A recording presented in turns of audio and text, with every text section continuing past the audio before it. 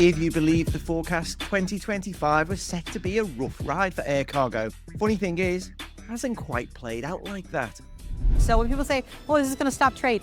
That's not my experience. It has not stopped. Our cargo volumes have actually grown this year. Overall, I think the picture is relatively optimistic.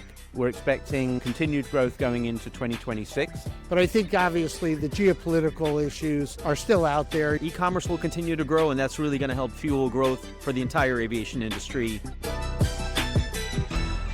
You are listening to the Freight Buyers Club. This podcast is brought to you by your host, Mike King, and produced in partnership with Dimerco Express Group, a global 3PL that specializes in managing logistics to, from, and within the Asia-Pacific region. Hello, welcome to the Freight Buyers Club. This air cargo special is produced with the support of Dimerco Express Group, and today we're asking a simple question. Is air cargo actually doing better than almost everyone expected? Because whisper it, some of the numbers suggest the floor isn't quite falling away after all.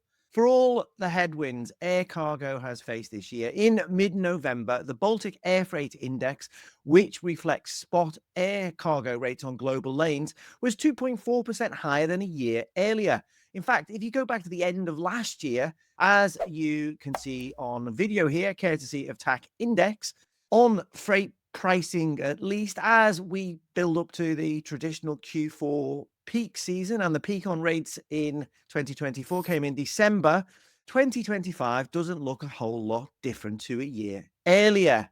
Where this spike ends, we don't yet know, of course. Now, breaking that down a little more, because this is where the picture gets really interesting, the Shanghai Pudong Outbound Air Freight Index was up 4.5% in mid-November compared to a year earlier. Spot rates from China to Europe were softer, but we're talking single-digit drops, and volumes are rising too. So if this turns out to be a soft landing or just an underwhelming peak, it's still far better than most people forecast. But before we get carried away, let's rewind a bit. Because in 2025, context is everything, and that context starts here, the White House's Liberation Day. My fellow Americans, this is Liberation Day, April 2nd, 2025. When analysts and industry veterans peered into their crystal balls this year, US policy overshadowed everything, and nobody captured that mood better than Sean Dolan, CEO of Northlink Aviation. So a lot of concern in the industry coming into the first quarter with the change in administration and the prospect for tariffs and the end of de minimis. And all of those concerns were realized to a large degree with a lot of tariffs and the end of de minimis, especially between the U.S. and China at the end of May. And those headwinds generated by Washington created a trading environment was, well, let's call it character building. Tariffs on, tariffs off, shifting rules, and the sudden end of de minimis exemptions left shippers and forwarders trying to read a rule book that kept updating itself. This was trade policy as hard geopolitical power, something our industry hasn't really had to deal with for decades. Glyn Hughes, Director General of TIACA. So earlier this year, there was a lot of concern in the industry about the potential volatility, particularly here in the US, with the US, or the 47th presidential administration, illustrating or certainly indicating prior to taking office that it intended to effectively rewrite the global trading environment. And we saw progressively over the first few months, tariffs on, tariffs off, the so-called Liberation Day with the listed tariffs, which were quite extreme. There was a lot of front-loading prior to some of the tariffs being implemented. There was a lot of horse trading in that context where tariffs were actually deferred. We saw that a lot with China, so it was really being utilized as a negotiating tactic, almost the weaponization of trade. So to negotiate more preferential situations, there was the threat of tariffs and other barriers coming in that would restrict the free flowing of trade. For the people managing the day-to-day reality of US and imports and exports, few felt those shocks more directly than customs brokers. Andrea Nicole Wilson is Customs VP at the Florida Custom Brokers and Forwarders Association, but she's speaking here to the Freight Buyers Club in a private capacity. So what are the challenges we've faced this year? Quite a few of them. But as a customs broker and dealing directly and very closely with freight forwarders and logistics is the rapid change of regulations. So there's very little time to get familiar with the regulations. We have rules that were passed, 3 hours before they were implemented. So as customs brokers, it is our job to understand these regulations correctly. So that's been a challenge. I think the systems that we use to communicate with customs sometimes lag because the changes can't be done that quick. But I think all in all, the biggest change is compliance, right? Everything is going through a lot more security, a lot more scrutiny. We have to make sure that we're vetting our customers correctly. So for me, as a customs broker, that's been the biggest challenge, that our job multiplied by 4 now because there's so many aspects that we have to look into and so many relations that we need to understand fully, right? And that changes. Every day it changes. Duties per country, duties for steel, duties for car parts, heavy duty, non-duty. There's just so much to assimilate and take in. So that's been the biggest challenge. And that constant churn has had real world consequences for shippers, retailers, and manufacturers across the US. One of the biggest problems that I've seen a few of my importers run into is they bought a product, it got boarded on the country of origin, and by the time it reached the US, the regulations had changed. And so they're now faced with paying a very big amount of duties that they weren't prepared to do.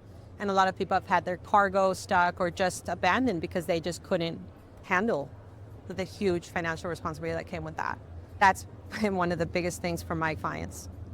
An ever-changing policy from the White House hasn't been the only headwind. Middle East and Black Sea wars, airspace closures, even the US government shutdown. It was a year when no one would have been surprised if we'd seen aviation slump. But trade, as ever, well, it finds a way. So as we come to the end of 2025, I would actually sum up this year as being actually quite successful for the industry. I think it's been extremely volatile, as we've mentioned earlier, with the tariffs and the more restrictive trading environment. But the industry has responded with great agility. It's moved capacity to where it is needed. Demand flows have shifted. We've seen, as a consequence of reduction of de minimis, particularly in the US, where actually the de minimis rules have been removed, it's actually cut trade of e-commerce coming from China to the US by about 50%. But almost overnight, e-commerce flows from China to Europe have doubled. So we actually saw that capacity redeployed in very short notice. So that was a really good, strong testament to the flexibility and agility that this industry can demonstrate. What we have also seen, though, is trade flows within Southeast Asia change. So Vietnam, for example, is now the largest exporter of laptops to the US, even though initial assembly is produced elsewhere in Asia, final assembly is in Vietnam. We've also seen India, for example, first time that is now the leading exporter of smartphones to the US, again as a consequence of shifting manufacturing throughout Asia, and therefore the consequential change to supply chain. So the industry has held up very well.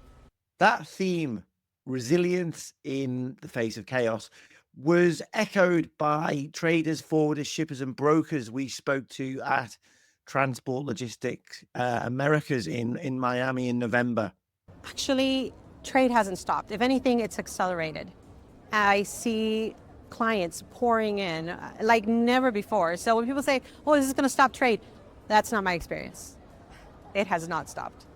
And that was just as true for regional carriers that run operations in and out of the US that the Freight Buyers Club spoke to in Miami. Jaime Alvarez, Director of Cargo at Panama's Copa Airlines. We, as a passenger airline, we fly to 17 destinations in the U.S. Multiple flights daily to some of the big cities. And the latest actions on restrictions on small packages affected us. We were not prepared, nobody was. So the lack of knowledge and information stopped everything. It might come back, some of it is coming back, but so far, we're still working on it. And for next year, hopefully we'll see a better environment in that sense. Until now, the operation has been going really well until now, except from these limitations. And we're growing, and we provide a good service to Panama. And we're happy to continue providing the best possible service in the region. So what's going on? Because despite all the doom-laden forecasts for 2025, World ACD now expects global tonnage to grow 4% this year, driven by a 9% jump out of Asia Pacific. And on the big east-west lanes, the shifts have been, well, eye-opening. As you can see, courtesy of World ACD, in the year through October, shipments from China and Hong Kong to the US are down 6.41%. But from Southeast Asia into the US, they are up by over 25%. Meanwhile, while Chinese shipments to the US have fallen, to Europe, they were up 8.42%. What we're seeing, according to multiple sources, is that the unpredictability of tariffs and the end of de minimis exemptions force shippers and platforms to move fast, rerouting sourcing, shifting origins, and flying goods early to stay ahead of the rule changes. And freighter operators have responded. In short, when politics gets unpredictable, air freight becomes the quickest way to keep business moving. Brandon Freed, executive director of the Air Forwarders Association, said his members reported a mixed year. Some were busy, some not so busy, but the growth patterns they talk about really do match the patterns we're seeing in the data. Certainly in the South America, Asia, and then of course into Europe, they're doing better. Again, it's probably routes that don't involve the United States that are doing well at this point. And that's bringing global air freight numbers up. And coming into the U.S., it's a different story. We'll just take a short break. We'll be back with you in a second. This podcast is proudly produced in partnership with Dimerco Express Group, a trusted provider of global shipping and contract logistics services in Asia, Europe, and North America. Dimerco's particular strength is in Asia, where it gives shippers the freight capacity and local market expertise to streamline freight movements to and from the region, particularly for trans-Pacific lanes. With 130 forwarding and logistics locations across China, India, and Southeast Asia, Dimerco connects Asia with the world like no other global 3PL. You are listening to the Freight Buyers Club. Nowhere is this adaptability more visible than at the two US airports most tied to international trade, Anchorage and Miami. At MIA, they expected tariff policy to knock volumes, but the numbers, well, they told a very different story. Over to Jimmy Naras, head of cargo. So most of us in the industry did expect that there would be some impacts, of course. But as we've gone through the year, at least for Miami International Airport, we realized that we were actually not impacted negatively. And on the contrary, our cargo volumes have actually grown this year. At Miami International Airport, we actually are about 13% higher in cargo volumes through September of 2025. Part of the reason is, first of all, Miami International Airport is a major transit hub for air cargo. 49% of our cargo is in transit. So to some extent, we were not as affected as many other airports around the world were, as many other U.S. airports, I should say, being that we are a transit hub. Another thing I think that we've seen in the air cargo industry is that we're quite resilient. We've all known this for quite some time. But the route networks can be relatively easily switched to take better advantage of other opportunities when tariffs become somewhat of a block. So yeah, I think the aviation industry has been very resilient. For example, even though most of the e-commerce originates from China, we've seen a lot of rerouting now. Instead of leaving China, it's actually entering the U.S. from Vietnam, for example, Southeast Asia. So again, this just shows how resilient the industry is and making adjustments to navigate the changes, in policy. And up in Anchorage, a critical trans-Pacific hub, the story was remarkably similar. What we've seen in Anchorage in particular is that flight volumes have remained robust. The sector continues to thrive. And as many are fond of saying, air cargo thrives in chaos. And this has been a very tumultuous market where we're seeing record volumes through Anchorage. Through October, flight volumes for the carriers that we track, so it's everybody except for FedEx and UPS, the flight volumes are up 5% over a record year last year. So what's the outlook for 2026? TIACA's Glyn Hughes. We're expecting continued growth going into 2026. Right now, we're at about 27 months worth of consecutive growth. And the current projection is that growth will continue certainly through the first half of next year. And even in the US, despite the end of de minimis exemptions, MIA isn't expecting e-commerce volumes to decline. Far from it. I still feel that the industry will remain strong next year, that will continue to have growth. And that is mainly because of the exponential growth of e-commerce, okay? Right now, about 20% of all, we estimate about 20% of all of our air cargo is represented by e-commerce. And it's just been growing exponentially. In 2021, at MIA, we had about 1 million de minimis shipments, which are primarily e-commerce. In 2022, that jumped up to 25 million. 2023, about 75 million. So it's just growing exponentially. And this is not just at Miami International Airport. This is all around the world. So I think e-commerce will continue to grow, and that's really going to help fuel growth for the entire aviation industry in the years to come. But it's not all sunshine. Let's talk about what the industry still wants and what's keeping people awake ahead of 2026. What people in my industry would like to see next year, and it's actually one of the things we took to Washington, was give us a little bit of time before these regulations get implemented. It helps us to become more prepared and to properly uphold regulations the way that we should when we are given enough time to assimilate it and figure out, and mostly systems, because we run at the speed of light. We take advantage of technology. Our systems are good to go. But the bigger system, which is the government, it needs a little bit more time to get those systems up and running and everything work together cohesively to make sure that we're all doing what we got to do. Hair points were echoed by Brandon, who also sees risks beyond US borders as we head into 2026. We need to see some relaxation of these tariffs, and hopefully the administration here in the United States can work deals with these countries to make sure that trade flows more evenly into the U.S. But I think obviously the geopolitical issues are still out there. We still have Ukraine, we still have concerns about what's going on in China, and recently, obviously, close to here in Miami, we have concerns that are going on down in Venezuela. So that's a big concern. But Christmas is looming, so let's finish on a festive note. A reminder, if we may, of why free trade is worth fighting for. One of the premises that trade is based on is the free flowing of goods over borders. As borders become more complex, it adds cost, it adds time, and it actually dilutes the value of international trade.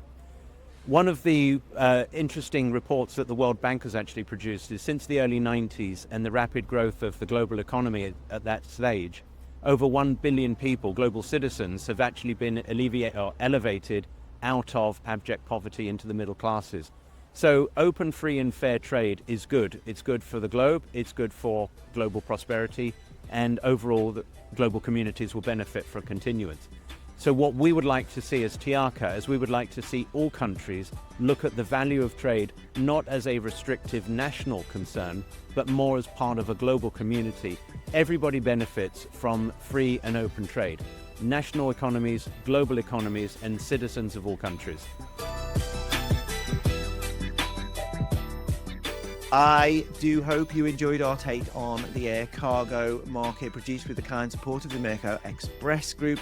Plenty to watch, I think, in 2026. Huge thanks to Karen Ball and Tom Matthews for helping us bring this story together, and to you all for listening. Please do subscribe, follow, and comment if you enjoy this content. I'm Mike King. This is the Freight Buyers Club. See you soon.